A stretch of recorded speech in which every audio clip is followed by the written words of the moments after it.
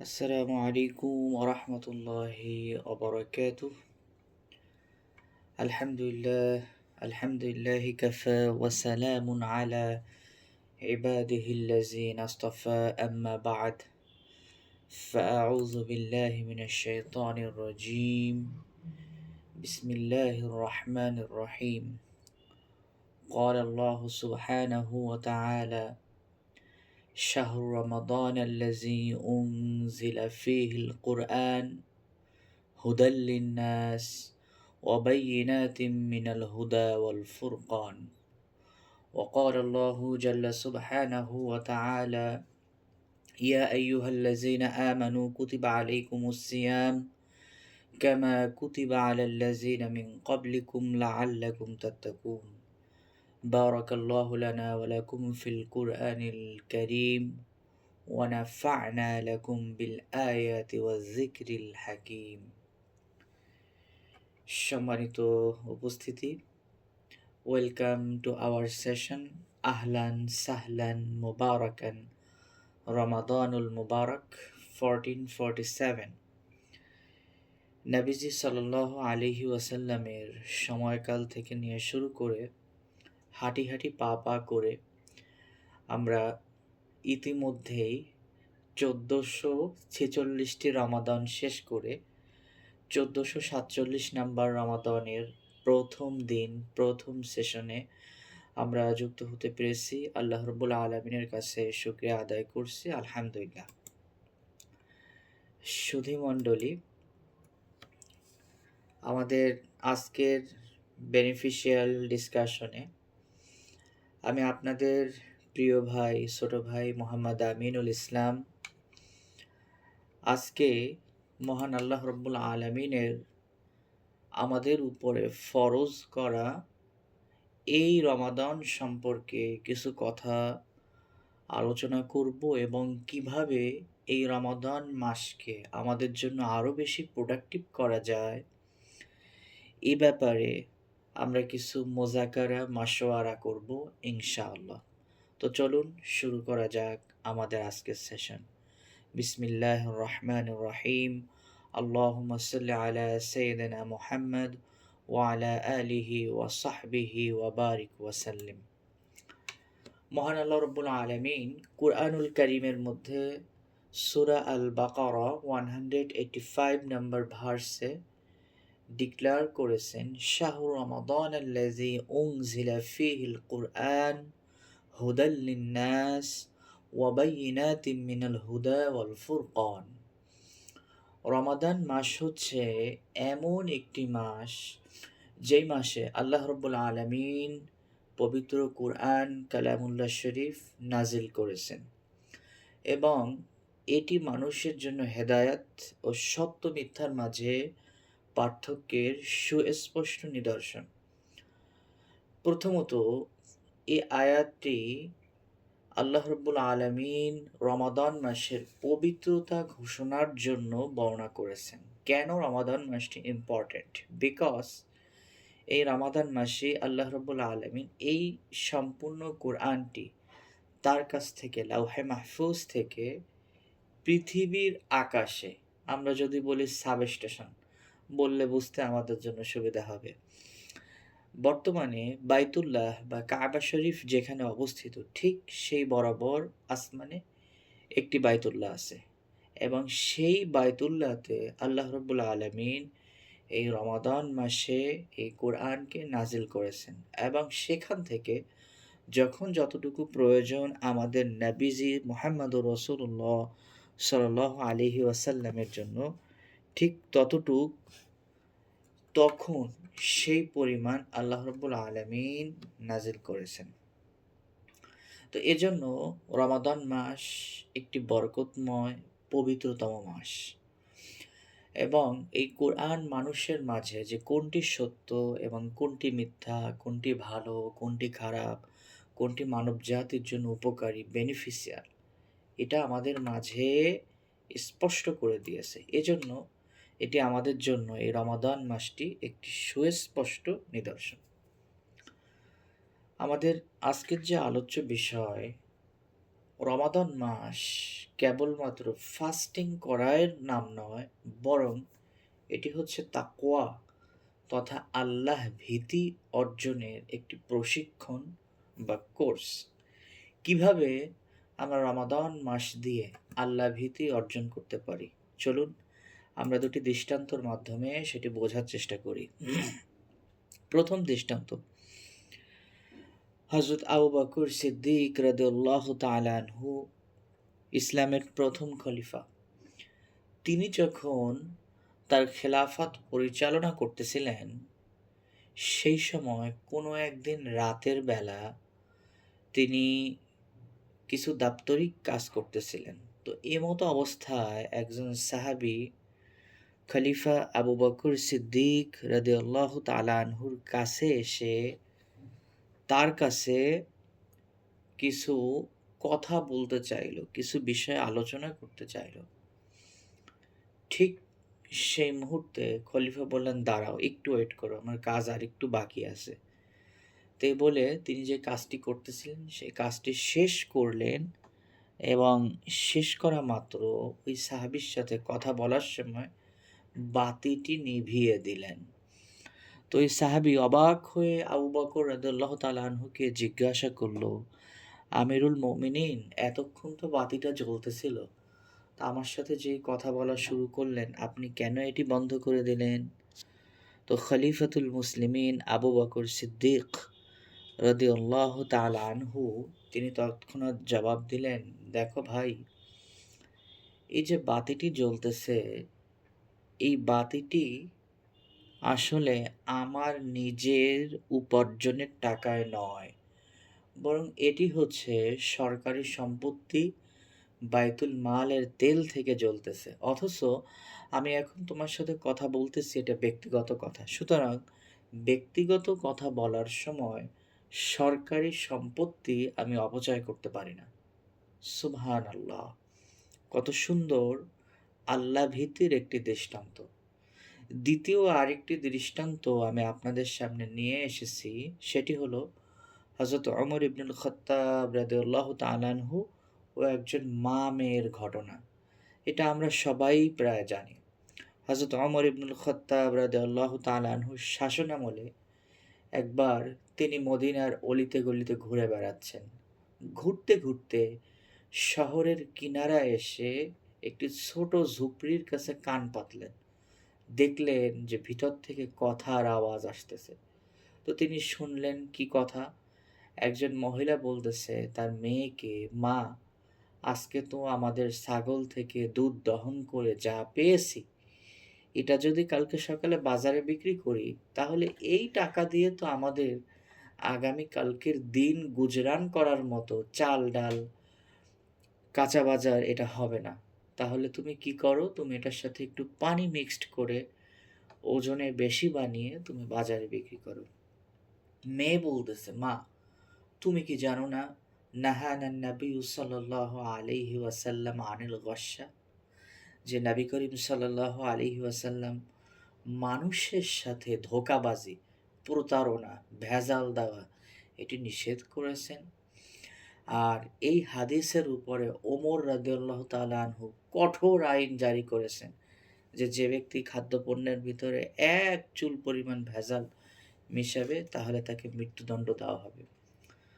তো এবার মা বলতেছে, কন্যা, আমি তো সবই জানি, কিন্তু মা, ওমর কোথায় যে এখন সে আমাদের কথা শুনবে? কিন্তু ওমর কিন্তু পাশে দাঁড়িয়ে দাঁড়িয়ে শুনতেছে বাইরে। তো তৎক্ষণাৎ মেয়ে বলতেছে, মা দেখো, ওমর হয়তো আমাদের কাছে নাই, বা তার হয়তো শোনার কথাও না, কিন্তু দেখো, একজন তো আছেন যিনি শুনতেছেন, যিনি অন্ধকার রাতেও সব দেখেন, তিনি তো দেখতেছেন, তিনি তো আলিমুল গায়ব, আল্লাহু ইয়ারানা, আল্লাহ রব্বুল আলামিন আমাদেরকে তো দেখতেছেন। তো এই যে একটা অন্তরের ভিতরে বোধ, এই যে অন্তরের ভিতরে একটা অনুভূতি, এহসাস, এটিই হচ্ছে রমাদানের সাওম পালন করার মাধ্যমে, রোজা পালন করার মাধ্যমে অর্জিত হয়। কিভাবে অর্জিত হয় সেটা আমি সামনে আরও একটু বিস্তারিত বলবো ইনশাআল্লাহ। তো আসেন এই রমাদান মাসের সাওম পালন করলে এটি কি হয়? আমি আগেই বলেছি, কিছু ফাজিলাত সম্পর্কে আলোচনা করব। আমাদের নবী মুহাম্মদুর রাসূলুল্লাহ সাল্লাল্লাহু আলাইহি ওয়াসাল্লাম বলেছেন, ইজা দাখালা শাহরু রমাদান ফুতিহাত আবওয়াবুস সামা ওয়া গুল্লিকাত আবওয়াবু জাহান্নাম ওয়া সুলসিলাতিশ শায়াতিন। যখন রমাদান মাসের মধ্যে এই মাসগুলো প্রবেশ করে, আমাদের দিনগুলো যখন রমাদান মাসের মধ্যে ঢুকে যায়, তখন আল্লাহ রাব্বুল আলামিন জান্নাতের দরজাগুলো উন্মুক্ত করে দেন। সুবহানাল্লাহ। আর জাহান্নামের দরজাগুলো বন্ধ করে দেওয়া হয় এবং ওয়াসুল সিলাতিস শায়াতিন, এবং বড় যে শয়তান আজাজিল বা ইবলিস, তাকে শৃঙ্খলিত করা হয়। এটি বুখারী এবং মুসলিম সবথেকে সহিহ ২ টা কিতাব, তার ভিতরে এসেছে। তো এই হাদিসের উপরে বেস করে মুহাদ্দিসিনে কিরামগণ বলেছেন যে আমরা যারা জীবিত আছি, আমরা এটা অনুধাবন করতে পারি না, আমরা বুঝতে পারি না। কিন্তু যারা মৃত্যুবরণ করেছে, তাদের কাছে তো আল্লাহ রাব্বুল আলামিন জান্নাত জাহান্নাম সব উন্মুক্ত করে দেন। তো এজন্য যারা মৃত্যুবরণ করেছে, যারা কবরস্থ হয়েছে, তাদের জন্য কবরের ভিতরে জান্নাতের সরাসরি কানেকশন দিয়ে দেওয়া হয়। সুবহানাল্লাহ। এবং জাহান্নামের দরজাগুলো বন্ধ করে দেওয়া হয়। শুধু তাই নয়, আরেকটি হাদিসে আসছে, যে সময় জাহান্নামকে দূরে সরিয়ে দেওয়া হয়, শৃঙ্খলবদ্ধ করা হয়। তো সুতরাং রমাদান মাস আমাদের মাঝে অনেক অনেক বরকত, রহমত, মাগফিরাত নিয়ে এসেছে। নবী করিম সাল্লাল্লাহু আলাইহি ওয়াসাল্লাম আরও বলেছেন, মান সামা রমাদানা ঈমানান ওয়া ইহতিসাবান গুফিরা লাহু মা তাকদ্দামা মিন যামবি। তোমাদের মধ্যে যে ব্যক্তি এই রমাদান মাসের রোজা ঈমানের সাথে, অর্থাৎ রোজা পালন করতে হবে আল্লাহর প্রতি পরিপূর্ণ ঈমান আনার পরে, ঈমানের সাথে ওয়া ইহতিসাবান, এবং সওয়াবের আশায় নিজেকে পরিশুদ্ধ করার জন্য। ইহতিসাব শব্দের শাব্দিক অর্থ হচ্ছে পরিশুদ্ধ করা বা আত্মশুদ্ধি করা। যে আত্মশুদ্ধির আশায় ঈমানের সাথে যে ব্যক্তি সাওম পালন করবে, গুফিরা লাহু মা তাকদ্দামা মিন যামবি, আল্লাহ রাব্বুল আলামিন তার পূর্বের যত ছোট ছোট সগীরা গুনাহ আছে সবগুলো মাফ করে দেবেন। সুবহানাল্লাহ। তো এজন্য রমাদান মাস আমাদের জন্য অত্যন্ত গুরুত্বপূর্ণ। শুধু তাই নয়, রমাদান মাসে রোজাদারের মুখের দুর্গন্ধ বা মুখের ঘ্রাণ, এটি আল্লাহ তাআলার কাছে মিশক আম্বরের চেয়েও সুগন্ধি। লা খুলুফু ফামিস সাইমি আতিয়াবু ইনদাল্লাহি মির রিহিল মিস্ক। যদিও এই হাদিসের কিছু ব্যাখ্যা আছে, এই ব্যাখ্যাটা আমরা সামনের একটা সেশনে রমাদান মাসের কিছু মাসআলা মাসাইল এর আলোচনা হবে। তো সে সময় এই হাদিসের ব্যাখ্যাটা আমি সেই সেশনের ভিতরে নিয়ে আসব। তো আপাতত আমরা আজকে এই ফাজাইলটি জানলাম যে রমাদান মাসে সাওম পালনকারীর যে মুখের যে দুর্গন্ধ, এটা আল্লাহ তাআলার কাছে মিশকের চেয়েও অধিক সুগন্ধ। সুবহানাল্লাহ। শুধু তাই নয়, রমাদান মাসের রোজার জন্য আল্লাহ রাব্বুল আলামিন বিশেষ কিছু সওয়াবের ঘোষণা করেছেন। আল্লাহ রাব্বুল আলামিনের বাণী, আল্লাহ তাআলা যেটি বলেন সেটি হচ্ছে হাদিসে কুদসি। তো এই হাদিসে কুদসির মধ্যে আল্লাহ রাব্বুল আলামিন বলতেছেন, কুল্লু আমাল ইবনে আদম লাহু ইল্লা সিয়াম ফাইন্নাহু লি ওয়া আনা আজজি বিহি। প্রত্যেকটা আমল যে সেটা বান্দা করে তার জন্য একটা সওয়াব আছে, নির্ধারিত সওয়াব। ইল্লা সিয়াম, শুধুমাত্র রোজা ব্যতীত। কেননা ফাইন্নাহু লি, রোজা হলো আমার জন্য, ওয়া আনা আজজি বিহি, আর আল্লাহ রাব্বুল আলামিন বলেছেন এই রমাদানের রোজার প্রতিদানটা আমি আল্লাহ রাব্বুল আলামিন নিজেই দিব। সুবহানাল্লাহ। তো এখন প্রশ্ন হতে পারে যে রমাদানটা কি এমন গুরুত্বপূর্ণ যে রমাদানের রোজার প্রতিদানটা আল্লাহ দিবেন? তো এই প্রশ্নটার উত্তরও আমি সামনে দিব ইনশাআল্লাহ। চলুন সামনে যাওয়া যাক। রমাদান মাসের রোজার মাধ্যমে সামাজিক ও আত্মিক শিক্ষা লাভ করা যায়। রমাদানের রোজার মাধ্যমে একজন মুমিন ধৈর্য ও সহমর্মিতা শিখে। কিভাবে কষ্ট করতে হবে, কিভাবে খেয়ে না খেয়ে দিন গুজরান করতে হয়, গরিব মানুষ কিভাবে তিনি না খেয়ে দিন গুজরান করে। শুধু তাই নয়, ইসলামিক স্টেটে যদি কখনো জিহাদের প্রয়োজন পড়ে, মুসলিমদের মাঝে যদি যুদ্ধ বিগ্রহের প্রয়োজন হয়, তখন যেন না খেয়ে থাকতে পারে। সেজন্য রমাদান মাস এটি মুসলিমদের জন্য একটি বড় প্র্যাকটিস। আল্লামা ইকবাল বলেছেন যে, হে কাফিররা, তোমরা কাদেরকে ভয় দেখাও? মুসলিম হচ্ছে সেই জাতি যারা ১ মাস না খেয়ে সিয়াম সাধনা করে। তো তোমরা কি তাদেরকে খাবারের ভয় দেখাও? স্যাংশনের ভয় দেখাও? তো এটি অন্য প্রসঙ্গের কথা। যাই হোক, তো এই রমাদানের রোজার মাধ্যমে আমরা আমাদের চরম ধৈর্যের পরাকাষ্ঠা দেখাতে পারি যে আমাদের চরম ক্ষুধার মাধ্যমে, ক্ষুধার মধ্যেও একটা পরীক্ষা। আল্লাহ তাআলার সন্তুষ্টির জন্য এই সাওমটি পালন করা। তো যেটি আল্লাহ তাআলা বলেছেন, আমি শুরুতেই এই আয়াতটি তেলাওয়াত করেছিলাম। কুতিবা আলাইকুমুস সিয়ামু কামা কুতিবা আলাল্লাযিনা মিন ক্বাবলিকুম লাআল্লাকুম তাত্তাকুন। কেন এটি ফরজ করা হয়েছে? যেন তোমরা তাকওয়া অবলম্বন করতে পারো। দরিদ্রের কষ্ট অনুভব, যেটি আমি আগেই বলেছি, সারাদিন ক্ষুধার্ত থেকে ধনীরা দরিদ্রদের যে ক্ষুধার যে কষ্ট, যাতনা, এটি যেন বুঝতে পারে এবং সমাজের মাঝে বৈষম্য যেন দূর হয়। এজন্য আল্লাহ তাআলা এই রমাদান মাসকে ফরজ করেছেন। শুধু তাই না, আমাদের চরিত্র সংশোধন করা। রোজা রেখে মিথ্যা কথা বলা যায় না, ঝগড়া করা যায় না, গীবত করা যায় না, পরনিন্দা করা যায় না। এইসব কাজগুলো থেকে ১ দিন, ২ দিন, ৩ দিন, ১ সপ্তাহ, ২ সপ্তাহ, ৩ সপ্তাহ, ১ মাস যখন আমরা বিরত থাকি, যখনই মিথ্যা কথা বলতে যাই, মনে পড়ে, ওহো! আমি তো রোজা রেখেছি, মিথ্যা বলতে পারব না। যখনই ঝগড়া করি, তখনই মনে চলে আসবে, আরে আমি তো রোজা রেখেছি, আমি তো ঝগড়া করতে পারি না। কারণ লা ফুসুকা ওয়ালা জিদালা, আল্লাহ তাআলা বলেই দিয়েছেন যে কোনো ঝগড়া নেই, কোনো মারামারি নেই, কাটাকাটি নেই, কারো সাথে কোনো বার্গেনিং নাই। এটা হচ্ছে রোজার একটা বিশেষ আমল। তো নবী করিম সাল্লাল্লাহু আলাইহি সাল্লাম বলছেন, যে ব্যক্তি রোজা রেখে মিথ্যা কথা পরিহার করতে পারল না, গীবত পরিহার করতে পারল না, তার রোজার আল্লাহ তাআলার কোনোই প্রয়োজন নাই। সুতরাং এই রোজা আমাদেরকে চরিত্র সংশোধনের জন্য একটি বড় সুযোগ নিয়ে আসে। আমি ২ টি প্রশ্ন রেখেছিলাম। শুরুর দিকে ২ টো কথা বলেছি। রমাদান মাস কিভাবে আমাদের জন্য আত্মশুদ্ধি করে? কিভাবে আমাদের জন্য এটি আল্লাহ, এবং বলেছিলাম যে আল্লাহ তাআলা কেন এটি স্পেশাল পুরস্কার দেবেন? সেটির ব্যাখ্যা আমি এখন দিচ্ছি। প্রত্যেকটি ইবাদতের মধ্যে রিয়া করার একটি সুযোগ আছে। অর্থাৎ লোক দেখানোর সুযোগ আছে। কেমন? আমি সালাত আদায় করতেছি, আমার পাশে এসে যদি কেউ দাঁড়ায়, গণ্যমান্য ব্যক্তি বা মসজিদে, কাউকে দেখানোর জন্য হয়তোবা আমি সালাদটা খুব সুন্দর করে পড়তে পারি। ২ মিনিটের জায়গায় ৪ মিনিট পড়তে পারি। হয়তো অনিচ্ছাকৃত অনেক সময় এরকম হয়ে যায়। আবার কাউকে দান করতেছি, দান করার সময় আমার মনের ভিতরে আসতে পারে যে, ওহ! আমি তো দান করতেছি, বা লোককে দেখায়, দেখায় দান করতেছি। তো প্রত্যেকটা ইবাদতের মধ্যে দেখানোর একটা সুযোগ থাকে, ইল্লা সিয়াম।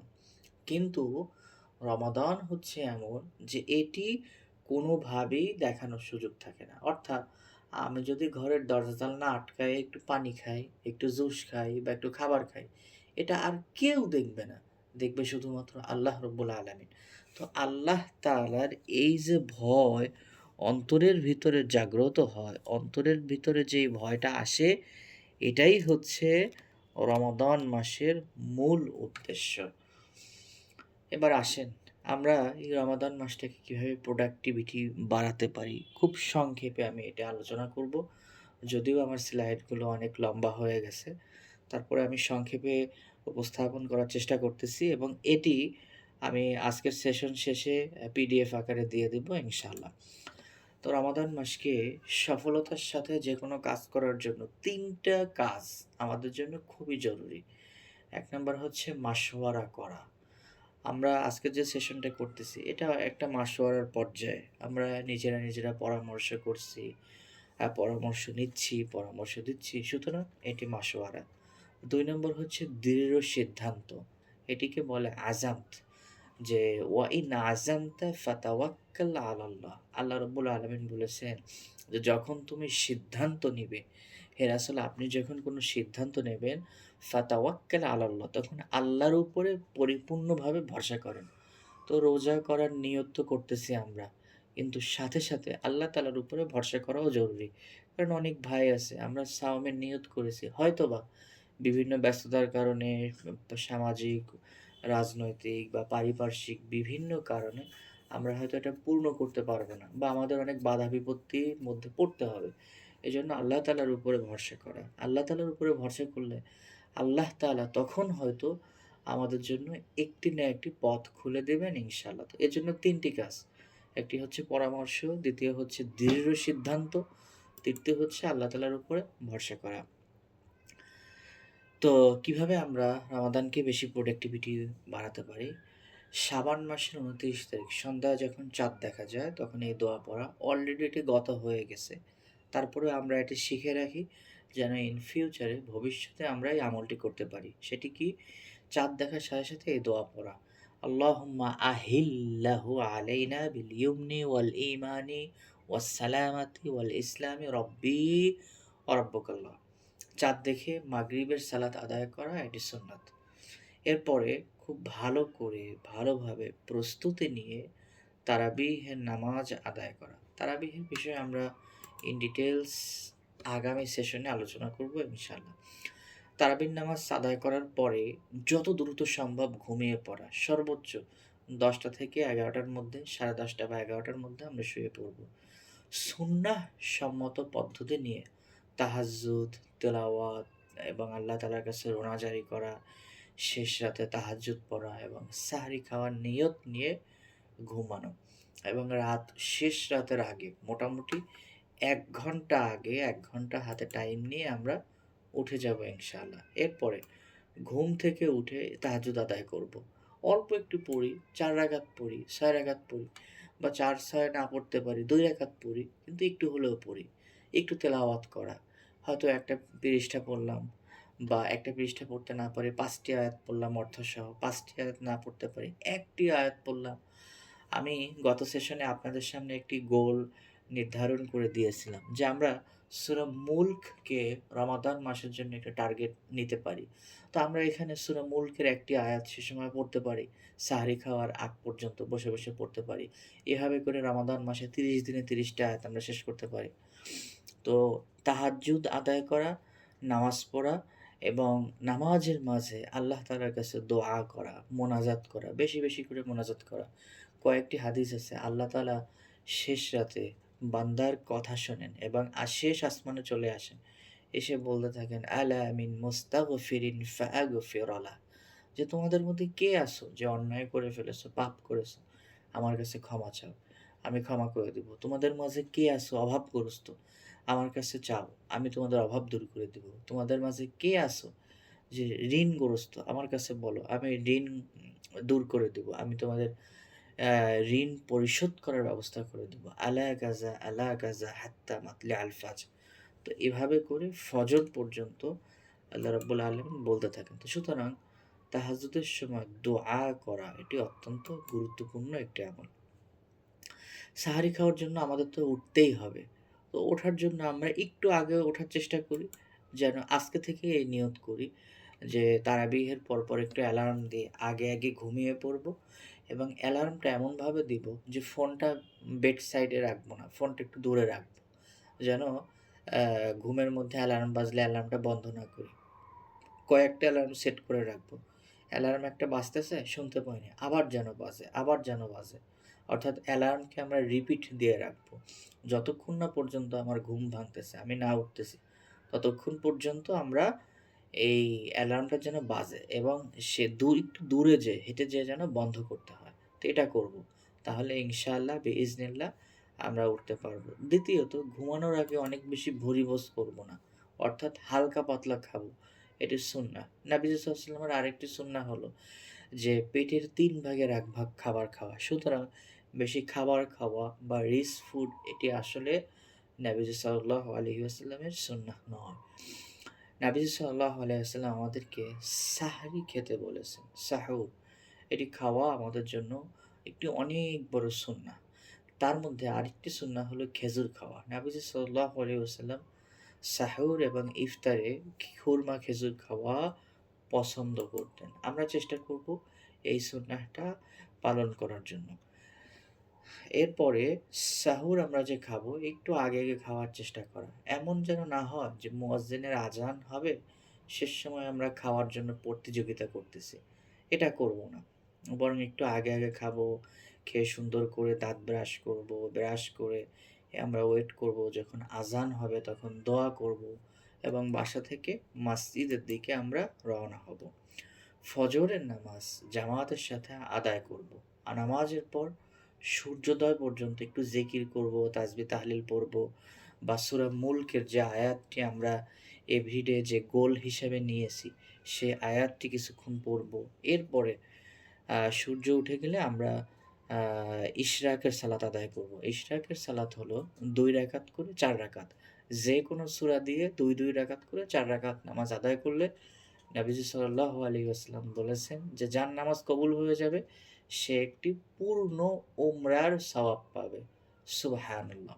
এরপরে আমরা একটু ঘন্টা ২ বা ১.৫ ঘন্টা একটু ঘুমিয়ে নিব যেন সারাদিন আর ক্লান্ত না হয়ে যায়, টায়ার্ড না হয়ে যায়। এরপরে আমরা ঘুম থেকে উঠে যার মতো প্রস্তুতি নিয়ে অফিসে যাব।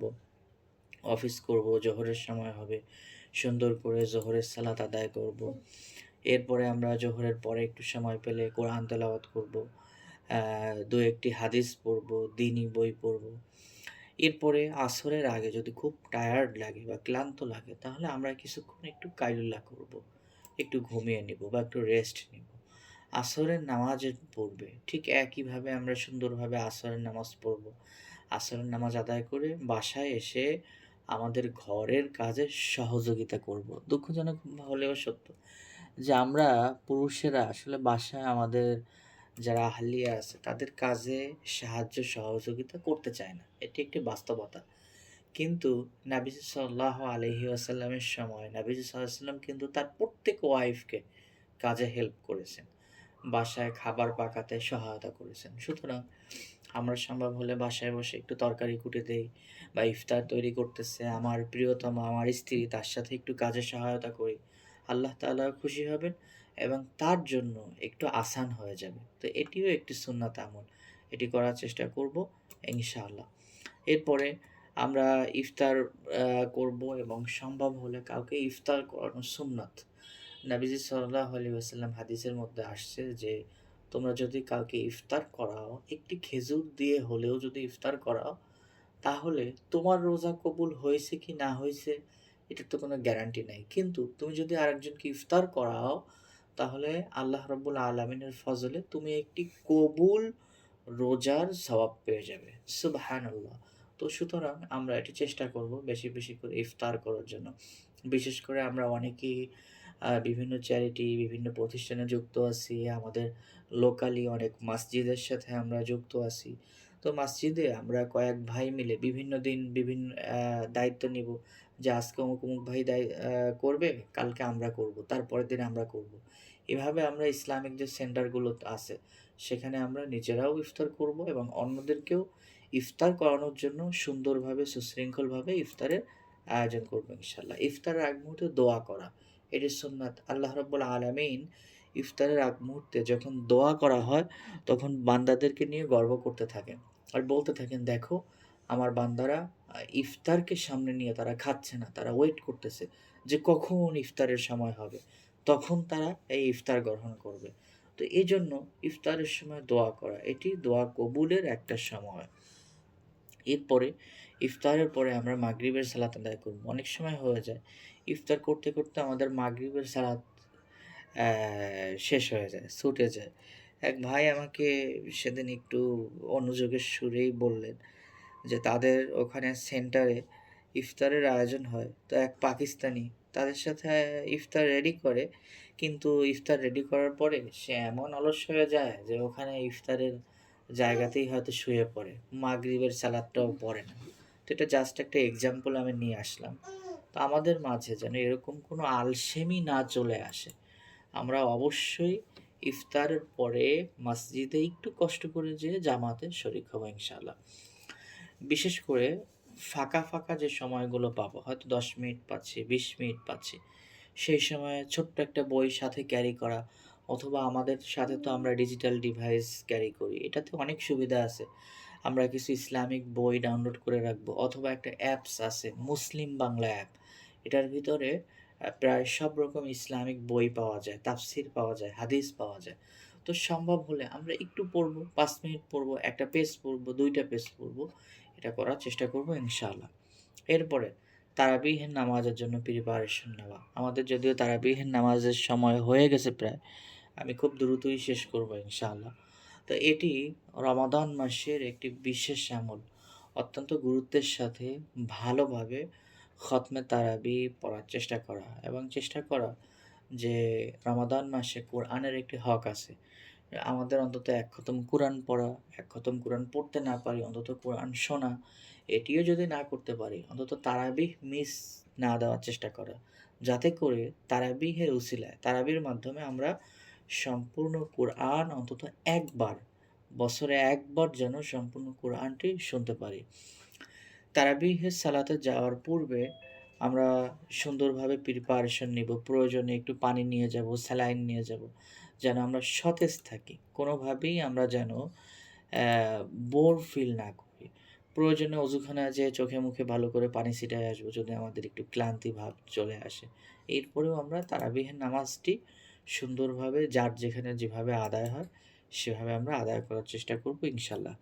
ধীর স্থিরভাবে আবেগের সাথে কোরআন তেলাওয়াত করা, তাড়াহুড়া না করা, এবং মন লাগিয়ে কোরআন তেলাওয়াত শোনা।